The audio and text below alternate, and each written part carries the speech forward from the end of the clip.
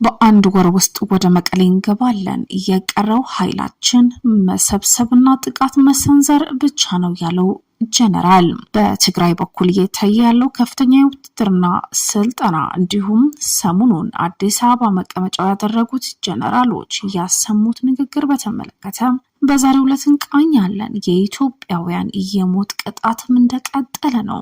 ተዋጊ ኃይሎችን ድሮኖችን የውጭ ቅጥረኛ ወታደሮች ሲያመላልስ የቆየው ቦይንግ 727 አውሮፕላን ተመድ እያወጣው ረቂቅ ሪፖርትን በተመለከተ ሙፈሪያት ካሚል የምትመራው የስራ ክህሎት ሚኒስቴር አመቻችቷል ተብሎ በማጭበርበር ዙሪያ ወደ ህግ እየቀረቡ ከ20 ሺህ በላይ ዜጎች በእንግልትና ለገንዘብ ብዝበዛ የተዳረጉበት ጉዳይ በዛሬው ዕለት እንቃኛለን። እንደምን ቆይታችኋል? የጎልጎል ሚዲያ ቻናላችን ቤተሰቦች ዋና ዋና ነጥቦችን በማስቀደም የዛሬው ዝግጅታችን ወቅታዊ መረጃዎች ወደ እናንተ ልናስቃኛችሁ መተናል። ቻናላችን ላይክ፣ ሼር፣ ሰብስክራይብ በማድረግ ይከታተሉን። ወደ ዝርዝሩ እንለፍ። በአንድ ወር ውስጥ ወደ መቀሌ እንገባለን። የቀረን ኃይላችን መሰብሰብ እና ጥቃት መሰንዘር ብቻ ነው ያለው ጀነራል። ትግራይ ላይ የተከሰተው ፖለቲካን ተከትሎ ከፍተኛ የወጣቶች የውትድርና ውዝግብ እየታየ ይገኛል። አዳዲስ የቲዲኤፍ አባላትም እየተመረቁ ናቸው። የህወሓት አርሚ 15 ኃይል በዛሬው ዕለትም ወታደሮች እያስመረቀ ይገኛል። ከዚህ በተጨማሪ ቡድኑ በራያ ቀጠና ሰፊ ኃይል ስምሪት እያደረገ እንደሚገኝ ለማወቅ ተችሏል። በአንጻሩ ደግሞ ትግራይ ላይ ያለው ኃይል ነፃ ወጣለሁ ብሎ እየተንቀሳቀሰ ያለውን ራሱን የሰላም ኃይል ብሎ የሚጠራውም አዳዲስ ወታደሮች እያስመረቀ የሚገኝ ነው። ይህ ከፍተኛ ወታደራዊ እንቅስቃሴም እየታየበት ያለው ክልሉን ካለፈው ወር ጀምሮ ትልቅ ስጋት ተደቅኖበታል።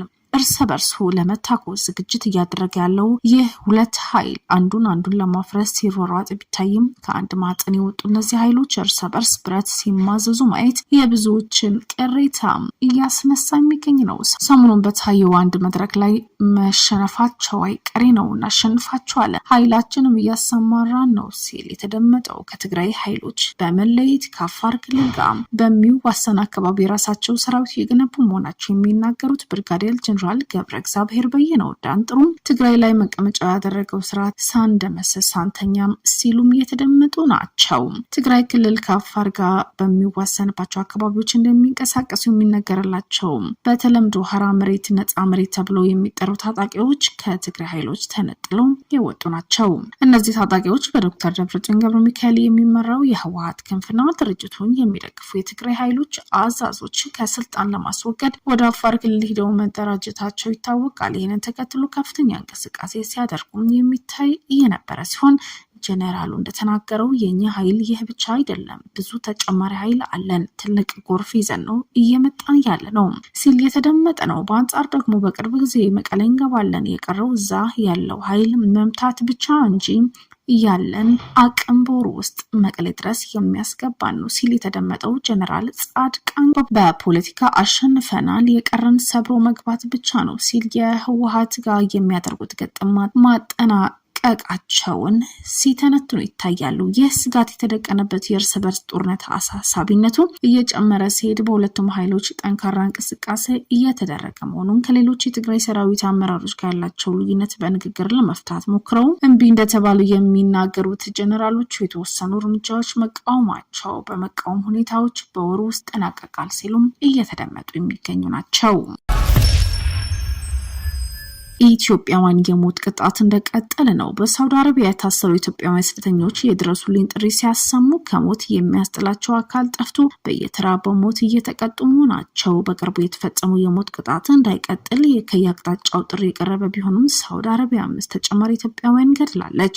የሳውዲ አረቢያ ሀገር ውስጥ ጉዳይ ሚኒስቴር 5 ተጨማሪ ኢትዮጵያውያን በሞት መቅጣቱን አረጋግጧል። ወደ ሀገሪቱ አደንዛዥ እጽ በድብቅ ሲያስገቡ ተይዘዋል የተባሉት ኢትዮጵያውያን በሞትም ተቀጥተዋል። በቅርቡ በሳውዲ መንግስት በተከታታይ የሞት ቅጣት የተፈጸመባቸው ኢትዮጵያውያን ቁጥር 17 ደርሰዋል። ከዚህ ቀደም በሰኔ ወር በተከታታይ 9 ሚያዝያ 13 2018 ደግሞ 3 ኢትዮጵያውያን የሞት ቅጣትም ተፈጽሞባቸዋል።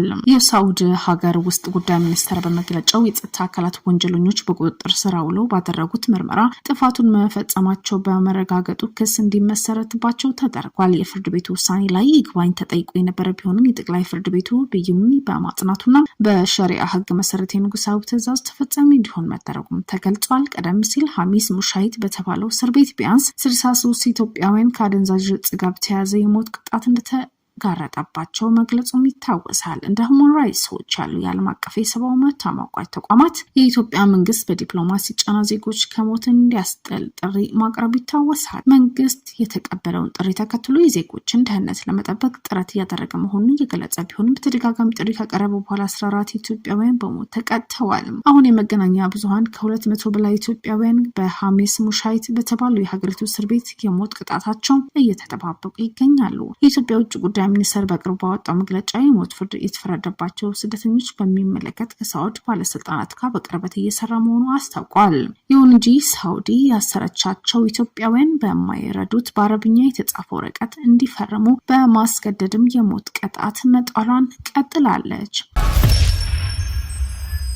ተዋጊ ኃይሎች ድሮኖች እና የውጭ ቅጥረኛ ወታደሮች ሲያመላልስ የቆየው ቦይንግ 727 አውሮፕላን ተመድ ያወጣው ረቂቅ ሪፖርት በመጪው መስከረም ይፋ ይደረጋል ተብሎ የሚጠበቀው የተባበሩት መንግስታት ድርጅት ተመድ ረቂቅ ሪፖርት ከአሜሪካው የጦር ተመራጭና ግንኙነት ያላቸው ቦይንግ 727 አውሮፕላኖች ለሱዳን ፈጥኖ ደራሽ ኃይል የጦር መሳሪያዎች፣ ድሮኖችና የውጭ ቅጥረኛ ወታደሮች ሲያመላለሱ መቆየታቸው አጋልጧል። በዳርፉር ክልል የዘር ማጥፋት ወንጀል ፈጽሟል ተብሎ በሚወነጀለው የፈጥኖ ደራሽ ኃይል የጀርባ ደጋፊዎች ላይ ብርሃን የፈነጠቀው ይህ ሪፖርት የውጭ ኃይሎች በሱዳን ጦርነት ውስጥ ያላቸው ድብቅ በዳርፉር ክልል የዘር ማጥፋት ወንጀል ፈጽሟል ተብለው በሚወነጀለው የፈጥኖ ደራሽ ኃይል የጀርባ ደጋፊዎች ላይ ብርሃን የፈነጠቀው ይህ ሪፖርት የውጭ ኃይሎች በሱዳን ጦርነት ውስጥ ያላቸው ድብቅ እጅ እርቃኑን ያወጣ ነው። ሮይተርስ ያገኘው ይህ የባለሙያዎች ሪፖርት እንደሚያስረዳው እነዚህ አውሮፕላኖች ሆን ብለው ከራዳር እይታ ለመሰወር ጥረት ያደረጉ ነበር። ከቻድ መዲና ጃሚና ወታደራዊ አየር ማረፊያ በመነሳት የፈጥኖ ደራሽ ኃይሉ ዋነኛ የጦርና የሎጂስቲክ ማዕከል ወደ ሆነችው የዳርፉር ኒያላ ከተማ በምሽት ሚስጥራዊ በረራዎች ሲያካሂድ ቆይተዋል። የቻድ መንግስት በሱዳን ጦርነት ውስጥ እጅ የሌለበት ዓላማ የሰላም ማምጣት ነው ቢልም አውሮፕላኖቹ የቻድና አየር ማረፊያ መጠቀማቸው የቀጠናዊ ጸጥታ ችግር ይበልጥ ውስብስብና የሀገሪቱን ፖለቲካ ግብዝነት ያጋለጥ አድርጎታል። ከጦር መሳሪያ አቅርቦት ባሻገር ሪፖርት የተባበሩት አረብ ኤሚሬቶች መሰረት ባለው ግሎባል ሴኩሪቲ ሰርቪስ ግሩፕ የተባለ ኩባንያ አማካኝነት የተቀጠሩ ከ1500 እስከ 2000 የሚደርሱ ኮሎምቢያውያን ቅጥረኛ ወታደሮች ለፈጥኖ ደራሽ ኃይሉ ድጋፍ መስጠታቸው አጋልጧል። የበረሃ ተኩላዎች በመባል የሚታወቀው እነዚህ ቅጥረኞች ድሮኖች በማብረር እና የጦር ስልቶችን በመንደፍ ፈጥኖ ደራሽ ኃይሉ በዳርፉር አልፋሽር ከተማ ያደረገው ዘግናኝ ጥቃት መምራታቸው ተገልጿል። ይህ ጥቃት በተመድ የዘር ማጥፋት ወንጀል ተብሎ የተፈረጀ ሲሆን ኤሚሬቶች በበኩሏ የጠቀሰችው ኩባንያ ምንም አይነት የቅጥረኛ ወታደር ስምሪት አላደረገም ስትልም አስተባብላለች። ሙፈሪያት ካሚል የምትመራው የስራ ክህሎት ሚኒስቴር አመቻችቶታል በተባለው ወደ ስዊድን ሀገር የሰለጠነ የሰው ኃይል ስምሪት እቅድ ከ20 ሺህ በላይ ዜጎች ለእንግልትና ገንዘብ ብዝበዛ መዳረጉ ተመልክቷል።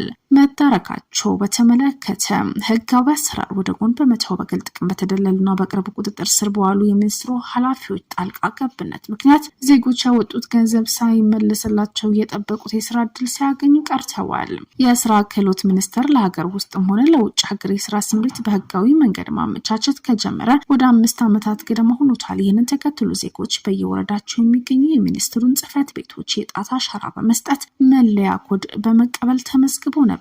በሂደትም ሚሊዮን በተባለ የግል ኩባንያ የሰለጠነ የሰው ኃይል ወደ ስዊድን ለመውሰድ ፍላጎት እንዳለው በመግለጽ ለ20 ሺህ ያህል ዜጎች በስልክ ቁጥር የጽሁፍ መልእክት ቴክስት ጥሪ ቀረበላቸው። አመልካቾች ሚኒስቴር መስሪያ ቤቱ ባወጣው 17 የተለያዩ የሙያ ዘርፎች ዲፓርትመንቶች ተመዝግበው ተመርጧቸዋል የሚል ምላሽ ደረሳቸው። ዜጎች ይህንን ተመርጣቸዋል የሚል መረጃ በመያዝ ወደ ስራ ክህሎት ቢሮ ሲያቀኑ የስልጠና ኮርስ መውሰድ ግዴታ መሆኑ ተነግሯቸው ለዚህም እያንዳንዱ አመልካች በቴሌ ብር አማካኝነት 3600 ብር ከፍሎ ኮርሱን ወስዷል። ሆኖም ከ2017 ዓ.ም ጀምሮ ተስፋ የተደረገው የጉዞ ሂደት ቆሞ ጠብቁ ከሚል በቀር ምንም አይነት ተጨባጭ እርምጃ አልተወሰደም። ከተለያዩ የሀገሪቱ ክፍሎች የተሰባሰቡት ተጎጂዎች በአዲስ አበባ ወደሚገኙ የሚኒስትሩ ዋና ቢሮ በማቅናት ጥያቄያቸው በደብዳቤ አቅርበዋል። ሚኒስቴር መስሪያ ቤቱ በሰጠው ምላሽ አቀጣጣሪ ኩባንያ የሰርቪስ ክፍያ ስለጠየቀን እሱን መክፈል ስላልቻለን ጊዜ ስጡን በሚል ሰበብ አቀረበ።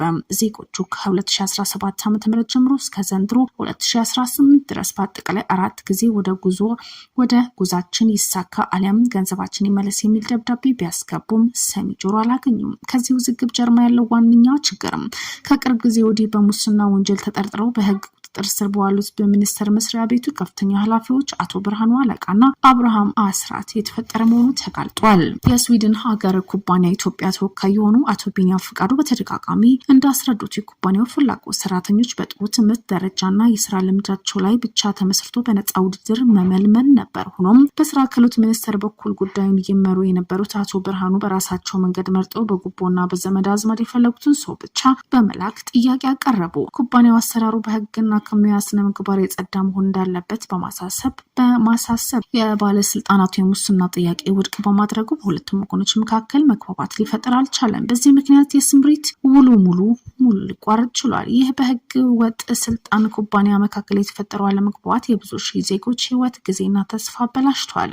ተጎጂዎቹ ክፍያቸው እንዲመለስላቸው ቢጠይቁም የሚኒስቴር መስሪያ ቤቱ ኃላፊ የከፈላችሁትን ለወሰዳችሁት ኮርስ ነው በሚል ሰበብ ገንዘባቸው ሊመልሱም አልቻሉም። መንግስት በቅርቡ በስራ ክህሎት ሚኒስቴር ውስጥ የተንሰራፋው ሙስናን ለማጽዳት የወሰደው እርምጃ ተከትሎ እና አቶ ብርሃኑ ቁጥጥር ስር መዋላቸው ቢታወቅም በስማቸውና በስዊድን የስራ እድል ተስፋ ትታለው ገንዘባቸው የተነጠቁና እንግልት የደረሰባቸው ዜጎች አሁንም ድረስ ፍትህ እየተጠባበቁ የሚገኙ ናቸው። ለዛሬው ያዝናቸው ወቅታዊ መረጃዎች ይህንን ይመስሉ ነበር። ድጋሜ ተመልሰን በወቅታዊ መረጃዎች እንገናኛለን። ቻናላችን ላይክ፣ ሼር፣ ሰብስክራይብ ያድርጉ።